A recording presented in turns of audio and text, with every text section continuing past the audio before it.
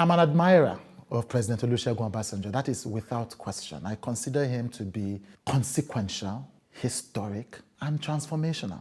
I just think that there are very few figures in Nigeria's history who have been as important to its evolution as this man. And he's also a deeply controversial figure. I mean, like I said, and I do mean this, it's a huge privilege to interview you. You've lived an incredible life, you know.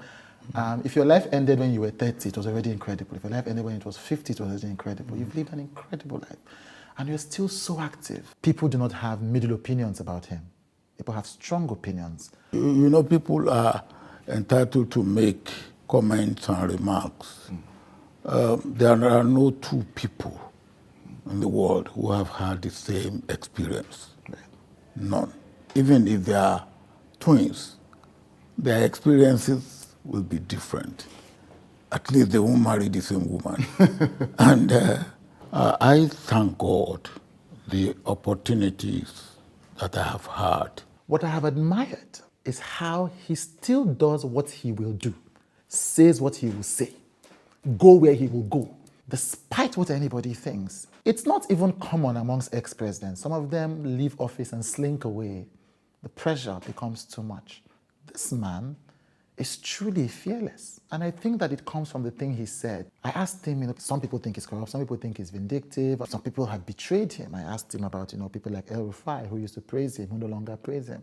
Doesn't it? Or are you used to it? It doesn't hurt me at all. You see, if you expect praise from human beings, even the ones that you have done good to, you will be the unhappiest man in the world. And he said, it is easy to ignore the noise because there are only two people who can know you well.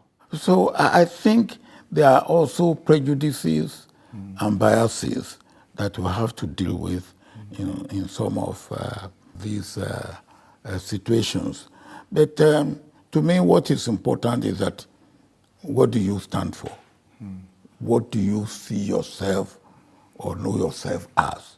Because there are only two people that can say enough about you, yourself and your God. Right.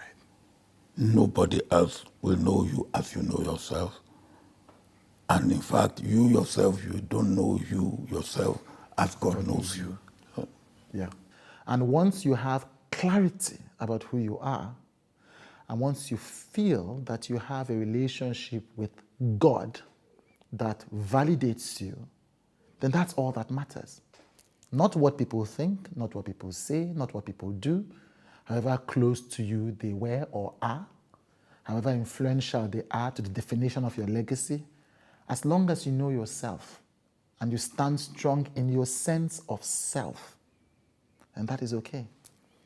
And he certainly lived that truth. I think it is impossible for him to have lived the kind of life he's lived, to still be so deeply relevant across the world today, if he didn't have that sense of self-assuredness.